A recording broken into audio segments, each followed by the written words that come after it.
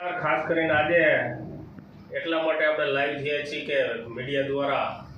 કે હળવદના નગરપાલિકા વિસ્તારના ગુજરાત સરકારના જે માનનીય મુખ્યમંત્રી સડક યોજના દ્વારા હળવદનો જે મેઇન રસ્તો રહ્યો કે 3 રસ્તાથી 4 રસ્તા સુધીનો 3.62 કિલોમીટર અને એની અંદર સીસી રોડ બનાવવાનું કામ હોય કે 15 કરોડ ઉપરના બંને બાજુ ગટર હોય, ડ્રેનેજ ગટર અને ભૂગર્ભ ગટર બે સાથેનો રસ્તો અને વિશેષ કરીને હળવદના લગભગ વિસ્તારના 19 સીસી રોડ હોય કે બ્લોકનું કામ હોય કે કોમન પ્લોટને ફેન્સિંગનું કામ હોય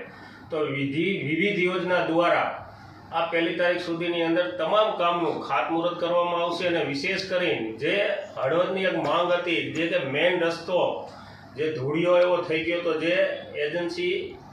કામ નહોતું કર્યું બરાબર અને લગભગ ઘણા વર્ષો પછીના અંતે ગુજરાત સરકારે આ માંગ સ્વીકારી છે અને એને અભિનંદનને પાત્ર આપણા ધારાસભ્યો હોય કે સંસદ સભ્યો હોય કે સંગઠનની ટીમ હોય એની અંદર મંડળના પ્રમુખથી માંડી જિલ્લાની આખી ટીમ હોય, ધારાસભ્યો હોય કે સંસદ સભ્યો એને અભિનંદન દેવા થાય કે આજે આ કામનું જ્યારે અમે ડિક્લેર કરતા કે આ કામ ટૂંક સમયની અંદર કે 1 તારીખ સુધીની અંદર આ કામનું ખાતમુહૂર્ત થવાનું છે મિત્રો. તો 3 રસ્તાથી 4 રસ્તા હોય, 19 રસ્તા એવા છે કે જે 7 વોર્ડની અંદર જુદા જુદા વિસ્તારની અંદર 19 ઉપરના સીસી રોડ છે અને લગભગ 4 થી 5 એવા પેવર બ્લોકના રસ્તાનું કામ છે અને જે કોમન પ્લોટ છે એને ફેન્સિંગનું પણ કામ છે મિત્રો. તો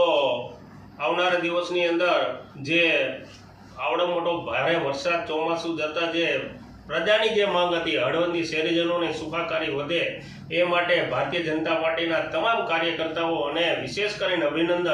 ગુજરાત સરકારને આપવાના થાય કે જે આ માંગ હતી મેઇન રસ્તો જે મોટી રકમવાળો એ ગુજરાત સરકારે મુખ્યમંત્રી સડક યોજનામાં લઈ અને એક હળવદ નગરપાલિકાની માંગ સ્વીકારી છે અને આપણે 1 તારીખ સુધીની આસપાસ આપણે આ રોડનું કામકાજ ચાલુ કરવા જઈ રહ્યા છીએ ત્યારે એટલા માટે ખાસ કરીને અત્યારે એક આ બ્રીફિંગ કરવાનું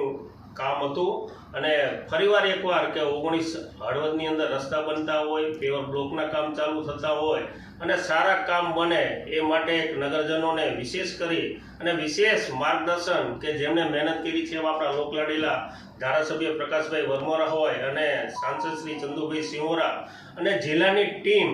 મંડળથી માંડી અને જિલ્લા સુધીના તમામ કાર્યકર્તાને અને ફરીવાર એકવાર ગુજરાત સરકારને હું અભિનંદન આપું છું કે 25 કરોડ ઉપરાંતના જે કામ વિકાસના કામ